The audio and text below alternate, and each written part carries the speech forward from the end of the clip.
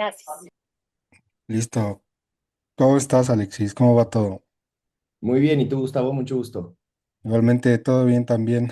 Pues cuéntame, primero, ¿cómo están los ánimos rumbo al We Missed?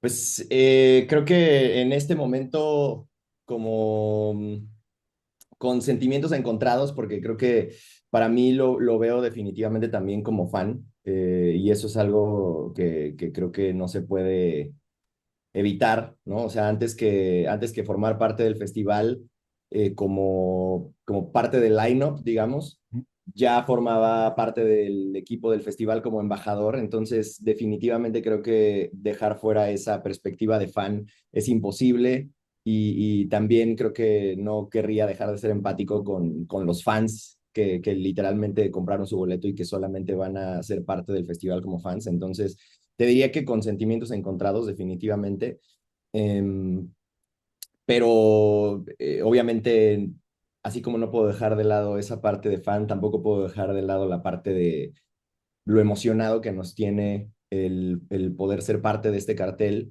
el poder ser parte de este festival y estar ahora también un poco de los dos lados, ¿no? Poder presentar nuestro proyecto en un festival así de importante, en un escenario así de grande, definitivamente es algo que no pensamos que se fuera a dar. Entonces, te digo, creo que termina siendo mucho más la emoción y termina siendo mucho más la parte positiva que la parte agridulce, digamos, de recibir noticias difíciles de parte de las bandas que se han bajado del cartel. Sí. Y entonces, como fan, ¿cómo ves el cartel? ¿Qué es lo que más te emociona del festival como fan antes que como banda? Yo creo que definitivamente te diría We Came as Romance. Yo creo que la gente no está preparada para el nivel de banda que es. Tuve la oportunidad de verlos en San Antonio el año pasado, abriéndole a Architects además. Ujú, Y yo creo que en serio no están preparados para el nivel que tiene esa banda. Es una aplanadora como suenan en vivo. Em, Sé que hay como muchos elogios, por ejemplo, a bandas que estuvieron el año pasado como Falling in Reverse.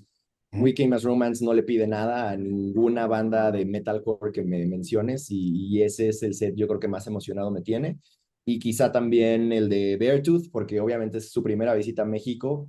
Siempre Caleb Shomo ha sido una referencia y un tipo que para mí es muy importante, ha sido muy importante en la escena de todo lo que tiene que ver con lo core, ¿no? O sea, él en su momento le tocó también llevarse mucho hate y al final el tiempo le demostró que estuvo, digamos, del lado correcto de la historia, ¿no? Y terminó siendo un tipo que se consagró como un ídolo para varias generaciones, un tipo que además es un ejemplo de superación personal en muchos sentidos, entonces también me tiene muy emocionado el set de Beartooth.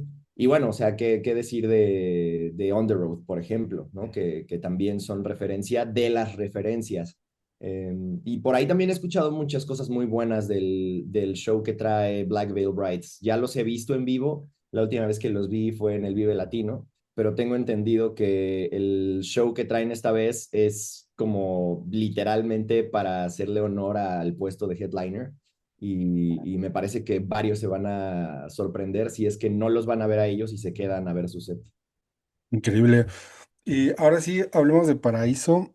Pues los estuve escuchando estos últimos días y la verdad me latió un buen el proyecto y Qué pues me chido. gustaría empezar por preguntarte, escucho un montón de influencias, de referencias y de géneros dentro de su música y me gustaría preguntarte cómo es que llegaron a este sonido. ¿Fue algo que platicaron o literalmente fue algo que salió? Fíjate que es interesante el camino que hemos recorrido porque cuando empezó el proyecto fue básicamente a partir de una canción que yo compuse durante la pandemia, Ujú, literal. Entonces, eh, un día en esos días de encierro salió una canción en unos 10 minutos y literalmente era una canción que era como una carta que yo le quería hacer a la música porque yo ya había llegado al punto en el que dije, no quiero volver a tener una banda, no quiero volver a saber nada de la música de ese lado, ¿no? Como que yo ya quería solo dedicarme a disfrutarla. Y la canción básicamente habla de eso, y se llama Última Vez precisamente porque era como una carta que yo le hacía a la música, dando a entender que quería como darnos una última oportunidad y fue literalmente algo que saqué como solista. Yo la mandé a producir con un beatmaker justo con parte de esta idea de no querer tener una banda de nuevo.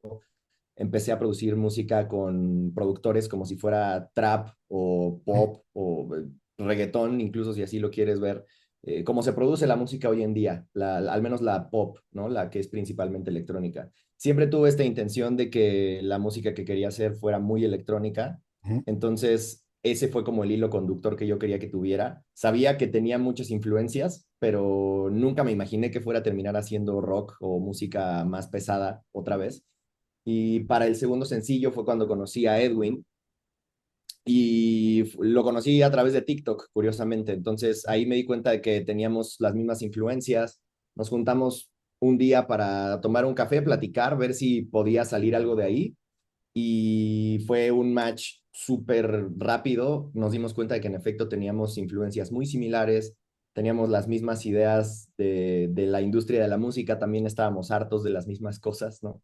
Entonces fue muy natural la transición de un proyecto, entre comillas, solista a un dúo. Y él, pues desde aquel entonces se convirtió en el productor de la banda. Antes que cualquier otra cosa, él es el productor de la banda. Entonces todo lo que escuchas es producido por él y lo producimos en su cuarto, ¿no? En su home studio.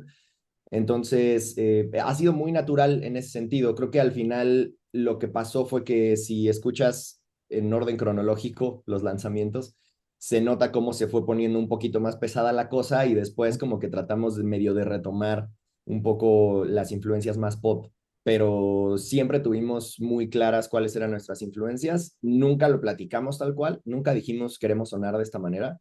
Se fue dando conforme íbamos produciendo y la verdad es que yo creo que si supieran las cosas que estamos escuchando conforme producimos una canción, sería muy evidente cuál es la referencia. Quizá cuando ya las escuchas todas no es tan obvio, aunque sí se notan influencias muy distintas, pero ha habido veces en las que estamos obsesionados con Woz, por ejemplo, Ujú. y lo que la rola que sacamos en ese momento tiene mucho más que ver con esas influencias que con Bring Me the Horizon, que es quizá como la influencia más obvia para muchas personas. Entonces, la verdad ha sido muy natural y todo ha sido porque en efecto es un proyecto muy, eh, pues que también se ha dado de esa manera, ¿no? Nunca tuvo una intención, hasta la fecha no tiene una intención específica y tampoco es algo que hagamos como con fines ni de lucro ni de hacernos famosos, solamente lo hacemos porque es algo que tenemos adentro y listo. Increíble. Y es curioso cómo, bueno, como escucho últimamente el género en México, por ejemplo, Monde también, y ustedes pues mezclan todos estos géneros. Digo, ahorita me mencionaste a Woz, que es mucho más rap, y pues, no sé, siento que los géneros nacionales tienen un sonido muy particular que no suena a nada más, ¿no? Que suena muy nacional, o no sé cómo decirlo, pero tienen un sonido bastante particular y pues me gustaría preguntar cómo se llega a formar la identidad de Paraíso como una banda original o apartada de todo lo demás. Pues no sé si realmente estemos tan apartados de todo lo demás, o sea, me emocionaría pensar que así es, pero también me parecería como muy pretencioso de mi parte decir que estamos apartados de todo lo demás. Entonces, pues si tú lo ves así o si esa fue la percepción que te dio al escuchar el proyecto, qué chingón y te lo agradezco. La verdad es que tampoco es esa la intención que nosotros teníamos. Lo que sí teníamos muy claro desde el principio fue que queríamos que tuviera un hilo conductor muy electrónico y creo que eso es algo que sí tenemos en común con la mayoría de los proyectos de hoy en día. Monde es muy electrónico, Woz, a quien ya también mencionamos como referencia, tiene muchas influencias electrónicas. Básicamente todo se produce de manera electrónica en ese tipo de géneros. Y ya no hablemos de bandas como Architects o Bring Me the Horizon, que también es muy importante la parte electrónica. Entonces creo que eso sí definitivamente lo tenemos en común. Tampoco fue como un tema de esto es lo que está en tendencia, entonces tenemos que sonar electrónicos. Más bien, de hecho, la primera canción que fue la que saqué yo solo, mi intención era más tratar de sonar como algo tipo Nine Inch Nails o Depeche Mode en algún momento. Yo quería que fuera como algo más accesible, digámoslo así, no tan pesado y en aquel entonces no sabía ni siquiera hacer screams ni nada, entonces siempre fue más por la parte electrónica.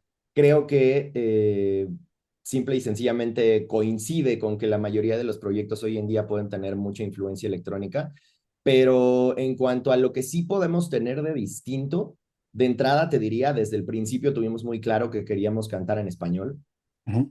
Eso siempre fue como un no negociable para los dos, porque nada en contra de los proyectos latinoamericanos que deciden hablar en inglés, pero para mí, que crecí con la escuela de Cerati, que crecí con la escuela de Bunbury, con la escuela de incluso eh,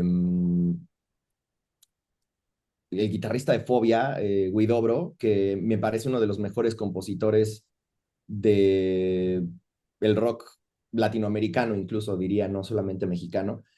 Y recuerdo mucho una entrevista en donde justo Paco está diciendo que para él escribir en inglés es muy fácil.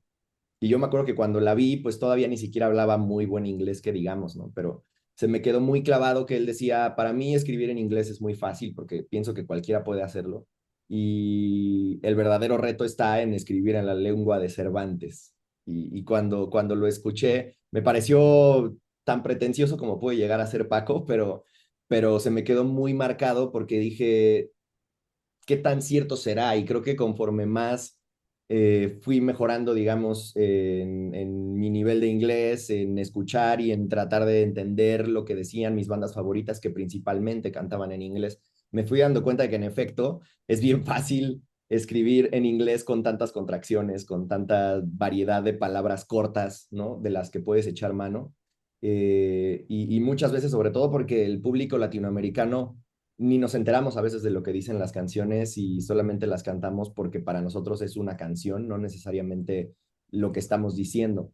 Y para mí sí era importante eso, ¿no? Como el decir, si yo crecí con esta escuela, yo preferiría aspirar a ser el nuevo Allison, incluso, antes que querer ser el nuevo Architects o querer ser el nuevo Bring Me the Horizon o el nuevo Bad Omens. Entonces, eso sí era muy importante para nosotros y sobre todo ha sido algo con lo que nos hemos casado, precisamente por lo mismo que te decía, ¿no? Como que la mayoría de las bandas que deciden cantar en inglés tienen esa idea de es que queremos ser lo más grandes posibles. Y para nosotros, como no teníamos esa pretensión, creo que esa fue una buena forma de diferenciarnos desde un primer momento. Y afortunadamente, la gente que nos escucha y que disfruta nuestra música o que ha conectado con nuestra música, esa es una de las formas que encuentran para diferenciar nuestro proyecto. Y bueno, más allá de eso, creo que también en lo musical se nota que tenemos esas influencias. Edwin es súper fan de Cerati, ¿no? Entonces de repente el samplear cosas que nada que ver con el rock es algo que también nos puede ayudar a enriquecer el proyecto, ¿no? Más que diferenciarlo, ese es creo que el objetivo. Increíble. Y ahora hablando sobre el en vivo de Paraíso, también leí y vi en las fotografías de su Instagram que son 4 en vivo, a pesar de que ahorita me hablas de un dúo. Sí. Entonces, cuéntame cómo está la onda en vivo y qué podemos esperar de Paraíso en el We Missed. Eso siempre también fue parte de lo que teníamos en la cabeza desde que salió la primera canción y era un proyecto, entre comillas, solista. Ujú. A la hora de grabar el video, yo quería que se viera que en vivo la idea era full band, ¿no? Entonces, independientemente de que mis referencias fueran, te decía, Depeche Mode o Nine Inch Nails, yo quería que en vivo sonara más rock y sonara música en vivo, a pesar de que tuviera este hilo conductor electrónico. Entonces, siempre fue la idea. Y la verdad es que conforme se fue poniendo más rock, hard rock, metalcore, como lo quieras llamar, fue mucho más necesario, obviamente. Entonces, en ese sentido, sí, somos cuatro en vivo y la verdad es que creo que es una alineación bien buena la que tenemos en este momento porque hemos cambiado casi la alineación por show, te diría, porque el primer show que hicimos fue el año pasado, apenas a finales del año pasado, y éramos cinco en aquel entonces. El segundo show que hicimos ya éramos cuatro y el tercer show que hicimos que fue en el C3 Stage en Guadalajara éramos cuatro también, pero con otro baterista. Entonces, esta es la alineación que se va a presentar en el We Missed y me parece que es justo la ideal por muchas razones. Pero principalmente lo que buscamos es que se sienta lo más orgánico posible dentro de lo electrónico que sí es, ¿no? Porque también eso es algo que a mí como fan y incluso como crítico, si lo quieres ver así, no me encanta de muchas bandas de la actualidad, no voy a mencionar nombres ahí, pero sí el depender, por ejemplo, 100% de la secuencia y que las cosas suenen perfectas como si casi casi no fueran humanas, es algo que no me termina de encantar de la actualidad de muchas bandas. Entonces nosotros sí queríamos sonar a que las guitarras están tocadas en vivo, muchas partes electrónicas incluso están tocadas en vivo. Entonces, pues si de repente Edwin se equivoca tirando alguna secuencia, se nota. Y eso es algo que creo que también le hace falta a muchos proyectos electrónicos de hoy en día. Entonces, sí, somos cuatro, dos guitarras, aunque en realidad la guitarra de Edwin es más rítmica y él está al mismo tiempo en la guitarra y en el push, que es, pues es un instrumento que parece fabuloso Fred, ya lo verán quienes no lo conozcan, pero básicamente él está ahí tirando secuencias y tirando elementos electrónicos directamente en vivo.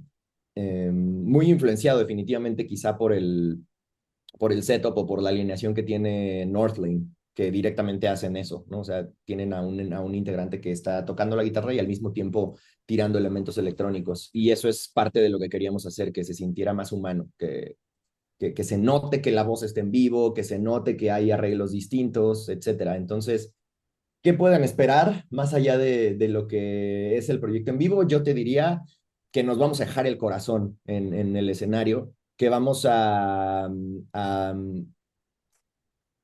aprovechar al máximo esta oportunidad, que definitivamente es una gran oportunidad, compartir escenario y además arrancar las actividades en un escenario así de grande, con las bandas tan increíbles que van a tocar después de nosotros. Nos vamos a dejar ahí el corazón y esté, quien quiera llegar a vernos, creo que van a encontrarse con un show que realmente está hecho con el corazón y que tiene toda la pasión que debería de tener un proyecto que habla de tantas emociones, ¿no? Entonces, pues sí, quien quiera llegar desde temprano, creo que puede descubrir una banda que se deja el corazón en vivo y que realmente suena a banda en vivo. Y nos encantará verlos por ahí. Increíble. Y justo ahora que me hablas de las emociones entre la banda, me gustaría también preguntarte sobre las letras, porque pues son una banda que habla mucho de los sentimientos con honestidad y de la salud mental, entre otras cosas. Em, que a pesar de que el género pues lo ha hablado y lo ha retratado siempre, eh, Ujú, creo que el hecho de que me menciones que nacieron a partir de la pandemia, creo que lo hace mucho más significativo, porque creo que en la pandemia se aprendieron muchas cosas al respecto. sí. Entonces, pues me gustaría preguntarte, ¿alguna vez te lo tomaste como una responsabilidad el escribir estos temas?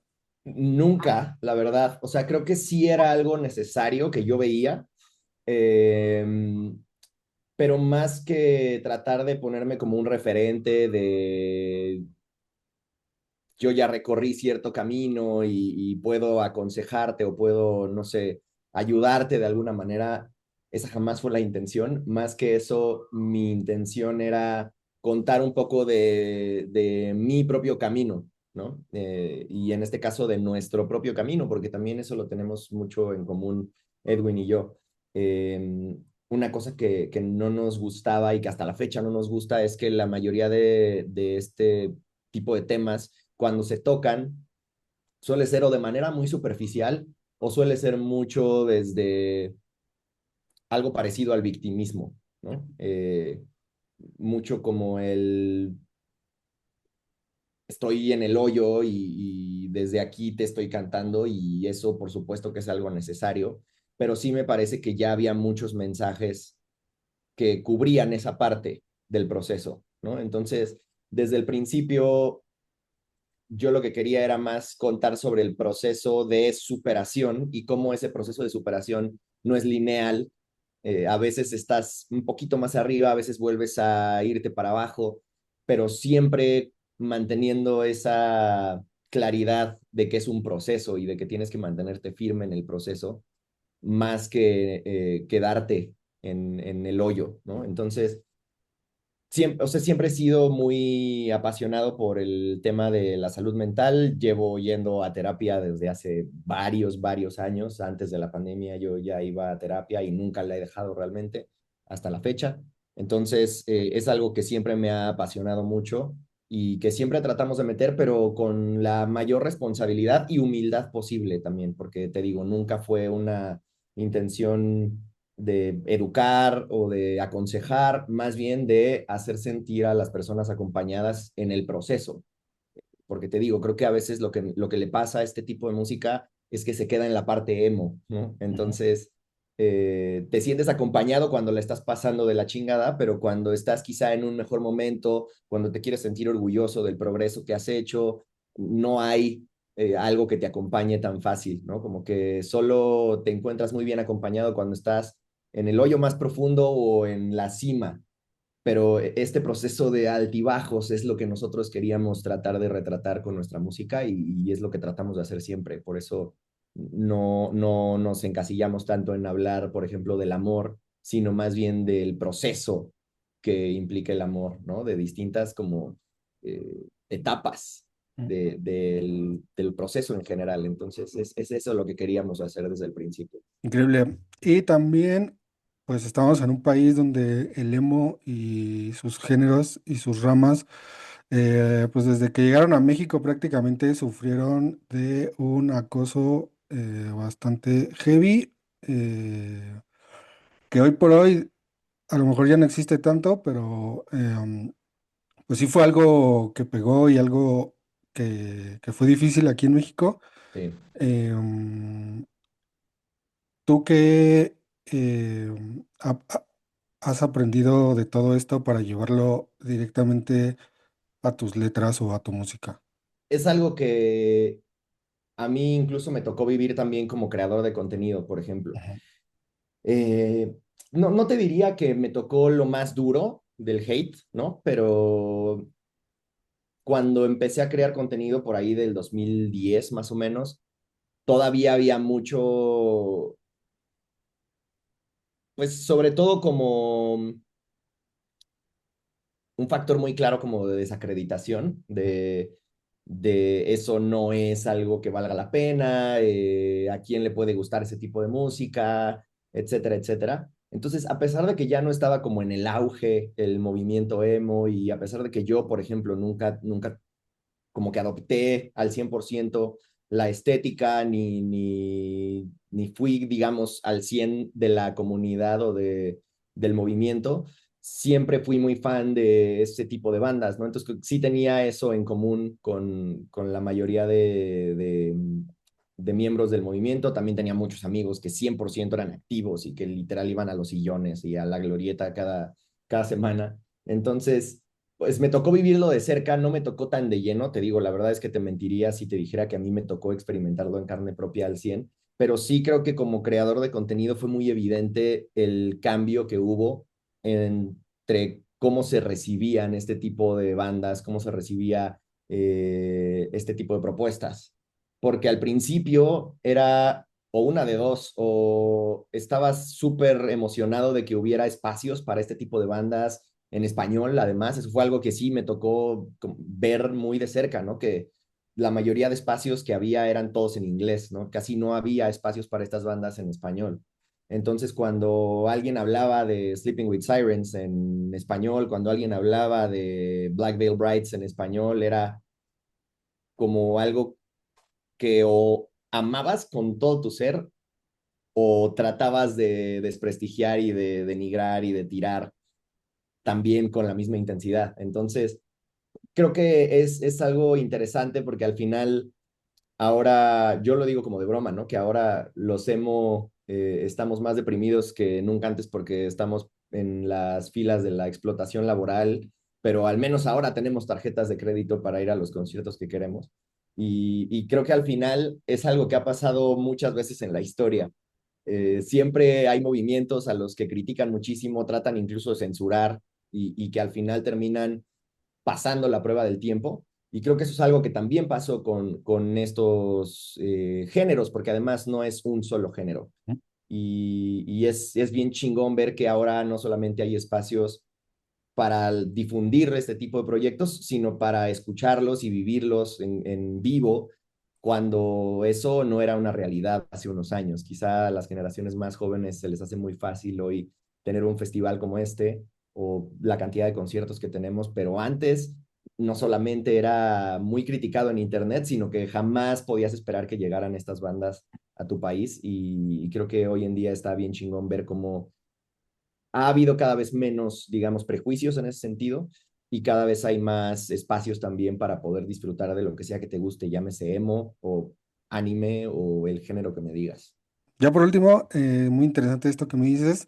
Y justo hace unas semanas que entrevistaba a Silverstein, me decían que precisamente, a pesar de todo esto, pues el emo son géneros que perduraron en el tiempo por el mensaje que tiene, ¿no? Ujú. Por ser un género honesto y por ser un género que importa desde muchas perspectivas. ¿Tú desde qué perspectiva dirías que eh, más bien, ¿por qué el emo logró pasar esta barrera del tiempo que mencionas? Yo creo que 100% porque conectó a un nivel mucho más profundo de lo que la gente pensaba. No conecta solo por lo musical, sino por el mensaje. Y Ujú. muchas veces eso es algo que a las personas se les puede pasar, ¿no? Y el cuando conecta con el corazón, un movimiento, una banda, un sonido, un mensaje, es algo que definitivamente marca a las personas y no se queda solamente en ser algo que idolatras porque en su momento lo disfrutaste mucho, sino que te acompaña a lo largo de la vida, muchas veces te ayuda a salir de momentos difíciles o te ayuda a disfrutar más los momentos buenos. Entonces creo que esa es la respuesta que te daría. Y eso es algo que creo que nosotros valoramos mucho más que los números en Spotify o que la fama o el éxito y llenar conciertos. Lo que nosotros queremos es realmente que la gente que llegue a escuchar nuestra música tenga ese tipo de conexión. Y te lo digo con toda honestidad, para mí eso siempre fue lo importante. Así hubiera una sola persona que dijera, a mí me encanta la música de Paraíso, fuera porque genuinamente el mensaje y lo que nosotros sacamos de nuestro corazón conectó directamente con el corazón de esa persona. Entonces, en lo absoluto nos interesa tener millones de escuchas, más bien eso. Y creo que eso es lo que mejor puede responder la pregunta y por lo que estamos acá hoy en día, tantos años después.